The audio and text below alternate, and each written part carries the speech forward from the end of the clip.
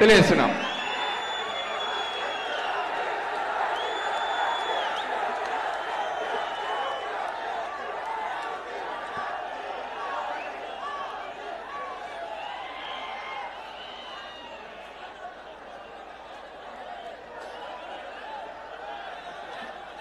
भारत माता की, भारत माता की, भारत माता की, वंदे वंदे वंदे, जय श्री राम, जय जय श्री राम.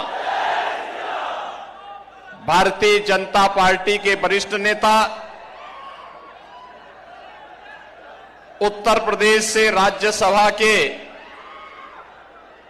माननीय सांसद डॉक्टर के लक्ष्मण जी,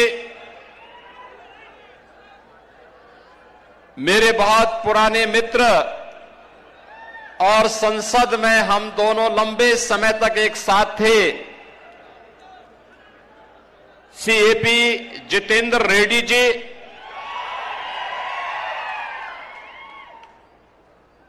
पालामुरु से भारतीय जनता पार्टी के जिला के अध्यक्ष श्री वीर ब्रह्मचारी जी, पालामुरु भारतीय जनता पार्टी के प्रत्याशी श्री एपी मिथुन रेड्डी, देवरकदरा से भारतीय जनता पार्टी के कैंडिडेट श्री प्रशांत रेड्डी, कोदांगल से श्री बंटू रमेश, सादनगर से बंदे बपन्ना, जट चेरला से चितरंजन दास, मक्तल से जालंधर रेड्डी, नारायणपेट से रतंग पान रेड्डी और भारी संख्या में उपस्थित पालामुरु डिस्ट्रिक्ट के मेरे सभी उपस्थित भाइयों और बहनों, नमस्कारम तेलंगाना.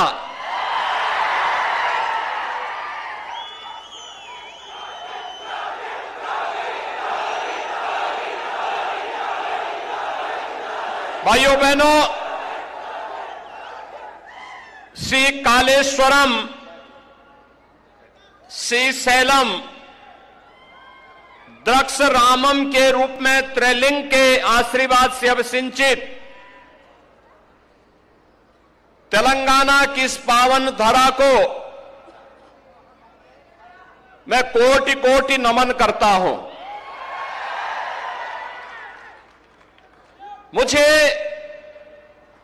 यहां आकर के अत्यंत आनंद की अनुभूति हुई, क्योंकि यहां पर मुझे संसद के दौरान जो हमारे पुराने मित्र थे सीएपी जितेंद्र रेड्डी, उनके साथ लंबे समय तक हम लोगों ने संसद में काम किया और पार्लियामेंट में कार्य करते हुए वे इस क्षेत्र की समस्या को लेकर के दिल्ली में पार्लियामेंट में लगातार लड़ते थे, कार्य करते थे. तेलंगाना राज्य निर्माण के लिए उनके संघर्ष के लिए मैं उनका अभिनंदन करता हूं और इस अवसर पर आज मुझे उनसे मुलाकात हुई. भाइयों बहनों, मैं इस अवसर पर उनका भी और आप सबका भी हृदय से अभिनंदन करता हूं. भाइयों बहनों, जब मैं तेलंगाना राज्य की बात करता हूं तो एक और प्रकृति और परमात्मा की असीम कृपा इस राज्य पर है, दूसरी ओर यहां पर संघर्ष करने का जज्बा यहां के नौजवानों, यहां के किसानों के मन में है. तेलंगाना राज्य के लिए चले आंदोलन में एक लंबा संघर्ष यहां के नागरिकों को करना पड़ा था. 1969 का संघर्ष हो या 2001 से लेकर 2014 तक चला ये आंदोलन, जिसमें सैकड़ों नौजवानों ने अपनी आहुति देकर के तेलंगाना राज्य का निर्माण किया था। लेकिन भाइयों बहनों, एक तरफ कांग्रेस तेलंगाना राज्य की भावनाओं के साथ खिलवाड़ करती रही और दूसरी तरफ तेलंगाना की सत्ता राज्य बनने के बाद जिन हाथों में आई, भाइयों बहनों, केसीआर के नेतृत्व में टीआरएस ने यहां के सारे सपनों को धूल दूषित कर दिया है। आज भाइयों बहनों, जो तेलंगाना रेवेन्यू सरप्लस स्टेट था, आज यह 3 लाख करोड़ रुपए के कर्ज में डूबा हुआ एक स्टेट है। जिस तेलंगाना में विकास की नई नई संभावनाएं आगे बढ़ती, वह तेलंगाना आज माफिया राज की चपेट में आ गया है।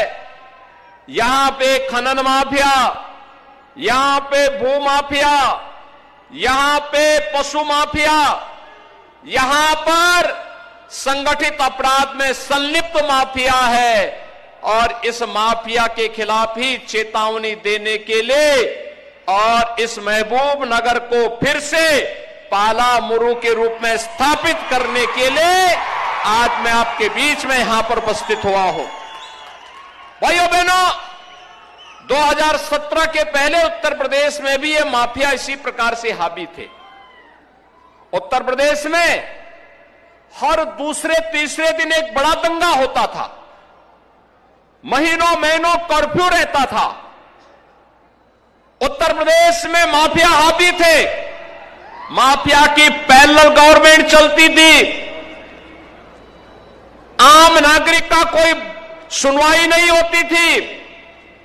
आज मैं कह सकता हूं, उत्तर प्रदेश में प्रधानमंत्री मोदी जी के नेतृत्व में, उनके मार्गदर्शन में उत्तर प्रदेश में डबल इंजन की बीजेपी की गवर्नमेंट है। नो कर्फ्यू, नो दंगा, यूपी में सब चंगा। यूपी में अब कोई दंगा नहीं होता है, पिछले 6.5 वर्ष में कोई दंगा नहीं। और माफिया और अपराधियों का उपचार क्या है, यह यूपी के बुलडोजर को चलते हुए देखते होंगे आप भी। तो भाइयों बहनों, यही उसका उपचार है। और मैं आज आपको यही कहने के लिए आया हूं, चाहे वह कांग्रेस हो या टीआरएस का बदला हुआ नाम बीआरएस, जब किसी को समय पूर्व छुट्टी की जाती है तो उसको बीआरएस दिया जाता है, और ऐसे ही केसीआर को समय पूर्व छुट्टी देनी है, इसलिए उसका नाम बीआरएस हो गया है। भाइयों बहनों, कांग्रेस हो या बीएसआर या बीआरएस, और इनका एक कॉमन फ्रेंड है एमआईएम, कॉमन फ्रेंड, जिसका काम है फेविकोल के रूप में काम करना। ये जो फेविकोल है एमआईएम के रूप में, ये तीनों एक ही थैले के चट्टे बट्टे हैं। तेलंगाना की अस्मिता के साथ खिलवाड़ करने वाले, आपकी अस्मिता के साथ खिलवाड़ करने वाले, आपकी पहचान को समाप्त करने वाले ये लोग हैं, और ये माफिया को पनपाने वाले लोग हैं। भाइयों बहनों, इन तीनों में से किसी को भी वोट जाएगा, ये तीनों ही सबल होंगे, मजबूत होंगे। इसलिए मैं आया हूं आपके पास अपील करने के लिए। आज आपने देखा होगा, वैश्विक स्तर पर प्रधानमंत्री मोदी जी के नेतृत्व में भारत का सम्मान बढ़ा है, भारत की सीमाएं सुरक्षित हुई है। ये नया भारत है। आज 26 नवंबर है। 26 नवंबर की तिथि बाबा साहब डॉक्टर भीमराव अंबेडकर ने आज ही के दिन पर भारत का संविधान बना करके तैयार किया था। और भाइयों बहनों, संविधान दिवस के रूप में तो है ही, लेकिन याद करिए, कांग्रेस की केंद्र में सरकार थी और कांग्रेस नेतृत्व की सरकार के समय आतंकवादियों ने आज ही के दिन पर देश पर सबसे बड़ा हमला मुंबई में किया था। ये कांग्रेस के समय में आतंकी हमले होते थे, आतंकी घुसपैठ होती थी। आज आतंकी हमला या घुसपैठ नहीं हो सकता, क्योंकि सभी को मालूम है, आतंकवादियों को भी और उनके आंकों को भी मालूम है, ये नया भारत है, नरेंद्र मोदी के नेतृत्व में चलने वाला भारत। यह छेड़ता नहीं है, लेकिन अगर कोई छेड़ता है तो उसको छोड़ता भी नहीं है। एयर स्ट्राइक हो या सर्जिकल स्ट्राइक के माध्यम से जवाब देना जानता है। और भाइयों बहनों, सुरक्षाएं, हमारी सीमाओं की सुरक्षा हुई है। इंफ्रास्ट्रक्चर के नए नए कार्य हुए हैं, highway, railway, Vande Bharat train, और भाइयों बहनों, एयरपोर्ट, हवाई चप्पल पहनने वाला भी अब हवाई जहाज की यात्रा कर सकता है। ये प्रधानमंत्री मोदी जी ने जो कहा सो करके दिखाया। AIIMS, IIT, IIM, one district one medical college, हर घर नल की योजना, अनेक वेलफेयर की स्कीम।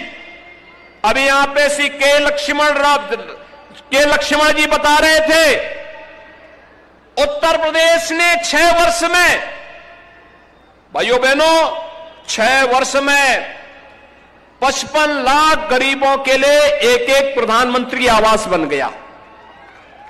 3 करोड़ गरीबों के घर में शौचालय बन गए। 4 करोड़ गरीबों के घर में बिजली के कनेक्शन पहुंच गए। 1 करोड़ 75 लाख गरीबों के घर में उज्ज्वला योजना के कनेक्शन भी पहुंच गए। 15 करोड़ गरीबों को फ्री में राशन की सुविधा का लाभ उत्तर प्रदेश में प्राप्त हो रहा है। भाइयों बहनों, उत्तर प्रदेश प्रभावी ढंग से इन योजनाओं को क्रियान्वित कर रहा है। आपने देखा होगा, सर्वाधिक पेपर लीक, युवाओं को नौकरी और रोजगार तेलंगाना सरकार नहीं दे पा रही है क्योंकि पेपर लीक हो रहे हैं। उत्तर प्रदेश में हम 6 वर्ष में 6 लाख नौजवानों को सरकारी नौकरी दे चुके हैं। लेकिन भाइयों बहनों, तेलंगाना की सरकार इन नौकरियों को देने में विफल है। यहां पे तो तेलंगाना राज्य के जो पब्लिक सर्विस कमीशन है, इसके सारे पेपर लीक हो जा रहे हैं। पेपर लीक होने के कारण युवा के भविष्य के साथ खिलवाड़ हो रहा है। सरकार मौन बनी हुई है और इसीलिए आज मैं आपके पास आया हूं कहने के लिए, भाइयों बहनों, मोदी जी ने गत वर्ष कहा था 10 लाख नौजवानों को नौकरी देंगे। 6 लाख नौजवानों को नौकरी दी जा चुकी है। 4 लाख लोगों को बहुत शीघ्र नौकरी मिलने वाली है। सभी लोगों को बिना भेदभाव के मोदी जी के नेतृत्व में, कांग्रेस के समय में नारा दिया जाता था कि भारत के संसाधनों पर पहला अधिकार मुसलमानों का है। भाइयों बहनों, कांग्रेस देश को विभाजन की ओर ले जाना चाहती थी, लेकिन देश की जनता ने कांग्रेस के इन मंसूबों पर पानी फेरा। मोदी जी आए और मोदी जी ने कहा, नहीं, देश के संसाधनों पर पहला अधिकार गरीब का है, किसान का है, नौजवान का है, महिलाओं का है। और परिणाम क्या रहा? मोदी जी ने नारा दिया, सबका साथ, सबका विकास।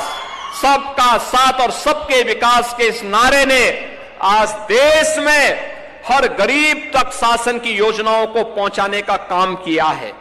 भाइयों बहनों, मैं आपके पास इसीलिए आया हूं, ये नया भारत है, वैश्विक स्तर पर सम्मान है तो सीमाएं सुरक्षित हैं। देश के अंदर आतंकवाद की समस्या, नक्सलवाद की समस्या का समाधान भी है तो इंफ्रास्ट्रक्चर के बड़े बड़े कार्य भी हो रहे हैं। वेलफेयर की स्कीम भी बिना भेदभाव के हर तबके के नागरिकों को प्राप्त हो रही है। तो भाइयों बहनों, आपकी आस्था का भी सम्मान है। आप मुझे एक बात बताइए, अगर कांग्रेस होती तो क्या अयोध्या में प्रभु राम का भव्य मंदिर का निर्माण हो पाया होता? कांग्रेस कर पाती?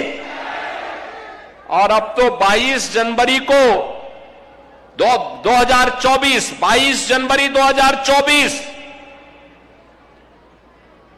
अयोध्या में रामलला के भव्य मंदिर में प्रधानमंत्री मोदी जी के कर कमलों से रामलला विराजमान होने जा रहे हैं।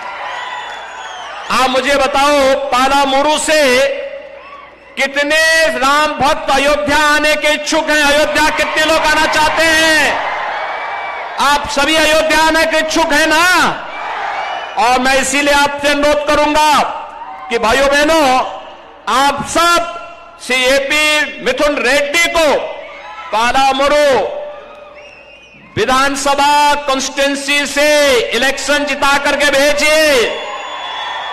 आपका आशीर्वाद उनको प्राप्त हो और मैं बदले में सीएपी जितेंद्र रेड्डी जी से और सीएपी मिथुन रेड्डी जी से कहूंगा कि इन सभी राम भक्तों को लेकर के अयोध्या 22 जनवरी के बाद पधारे। अयोध्या में प्रभु राम की नगरी में आपका अभिनंदन करते हुए मुझे प्रसन्नता की अनुभूति होगी।